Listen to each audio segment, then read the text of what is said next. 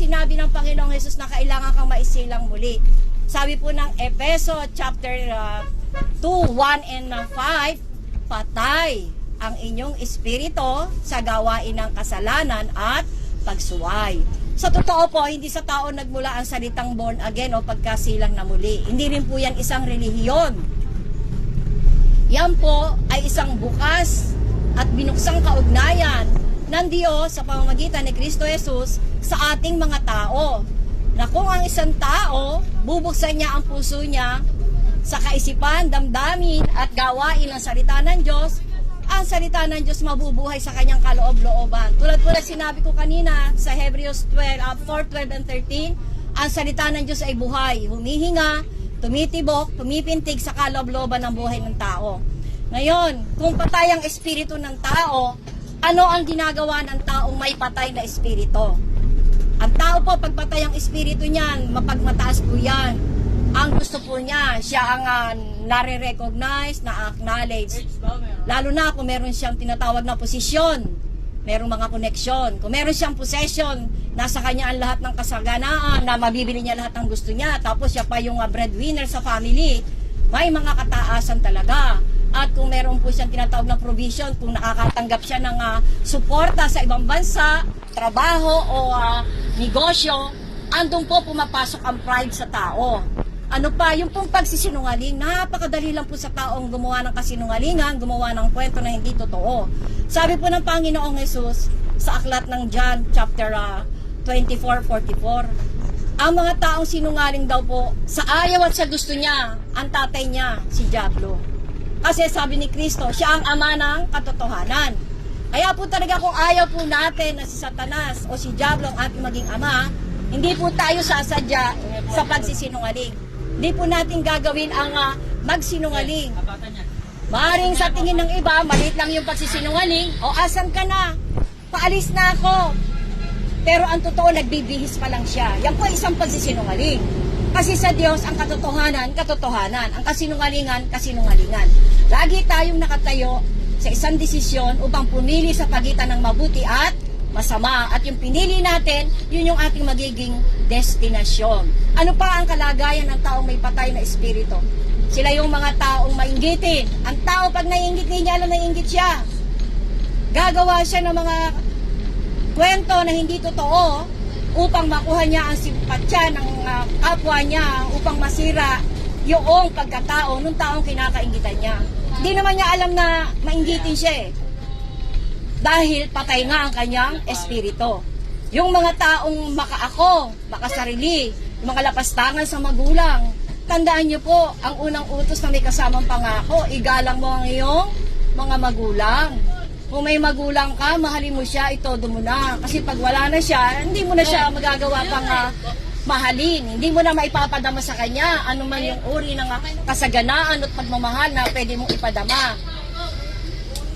Ang magulang, nagpapaaral ng mga anak, tapos yung anak, kapag nakatapos na siya, nagkatrabaho na, yung magulang, parang hiwalay na sa buhay niya. Dahil may asawa na siya at mga anak, nakafocus na lang siya doon. Tandaan niyo po, kapag ang tao nagpakasal, hindi po ibig sabihin nagbabawas ng pamilya. Nagdadagdag po. Kailangan lang ipakita nila they are responsible enough upang tayuan yung responsibilidad nila bilang mag-asawa. At dahil doon, lalo silang magiging mabubuting anak, pagpapalain nila at tutulungan ang kanilang mga magulang. Dahil yan ang unang utos na may kasamang pangako upang ikaw ay mapabuti at humaba ang iyong buhay. Yan po ang salita ng Diyos. Ano pa ang kalagayan ng taong may patay na espiritu? Sila yung mga taong may bisyo, may mga naglalasing, Pasko o Holy Week, ang nakahanda sa mesa, alak.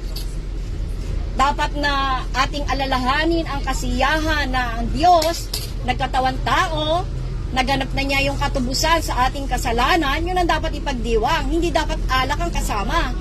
Yung mga taong nagbibisyo sa pagsisigarilyo, ang katawan ng tao, sabi ng aklat ng Korinto, templo ng banal na espiritu. Yung mga taong nagsusugal, yung mga nasira ang relasyon, ang gagawin nila, kundi sila mambababae, yung babae naman manlalalaki. Yan po yung kalagayan ng mga taong patay ng espiritu. Wala silang takot sa Diyos. Mainggitin, masamain ang loob. Tapos na yung sitwasyon. Ayaw niya pantigilan ang pagpapahirap sa kanyang sarili. Yan po ay isang uri ng idolatry. Habang naaalala niya, nagagalit siya doon sa karanasan niya, doon sa tao. Ang sabi po ng Panginoon, kailangan natin magpatawad. Kasi pag hindi daw po tayo nagpatawad, hindi niya tayo patatawarin. Kaya po ihanda ng Diyos ang bawat puso na maabot natin kung ano yung plano at layunin ng Diyos sa ating mga buhay. Kasi nilikha po tayo sa wangis ng Diyos. Ngunit yung kasalanan na yan po ang naghiwalay sa tao at sa Diyos upang ang relasyon ng tao at ng Diyos ay maging malayo. Ngayon, ang Diyos, nagpadala na siya ng solusyon upang maiayos yan. Kaya nga po, sabi ng Panginoong Hesus, kailangan maisilang muli ang espiritu ng tao upang siya ay magkaroon ng buhay dahil patay nga ang espiritu. Napakarami pa po. Yung iba, nagbibisyo sila, nagdodroga o nagbebenta sila ng drugs. Lahat po yan ay gawain ng kasamaan na dapat ay magawa ng taong maiwasan. Ngunit ang tao, pagpatay ang espiritu, hindi niya kayang magbago sa kanyang sarili. Kahit anong gawin niya, hindi niya kayang baguhin ang kanyang sarili. Ang pwede lang bumago sa tao, ang salita ng Diyos. Dahil ang salita ng Diyos ay buhay, humihinga, tumitibok sa kaloob-looban ng buhay ng tao. Kaya po, saliksikin mo ang Biblia. Nandyan po ang buhay na walang hanggan. Ngayon, paano naman mabubuhay ang patay na espiritu? Pupunta ka po sa salita ng Diyos. Isisilang ka sa pamamagitan ng salita ng katotohanan. Yan po ang sabi ng aklat ng Santiago 1:18. Lilinisin ka sa pamamagitan ng muling kapanganakan at pagbabagong likha ng banal na espiritu. Kung hindi mo binasa ang salita ni Kristo, paano mababago ang buhay? Paano mo malalaman kung anong ayaw at gusto niya? Paano mo malalaman ang paraan ng kaligtasan na ginawa niyang katubusan? Marami ang nagsasabi na nagagawa niya ang 10 utos. Sa totoo po, ang kautusan ng Diyos, perfect yan. Kahit isa, wala pong nakatupad niya. Maaari mong sabihin, wala pa akong pinatay. Hindi po.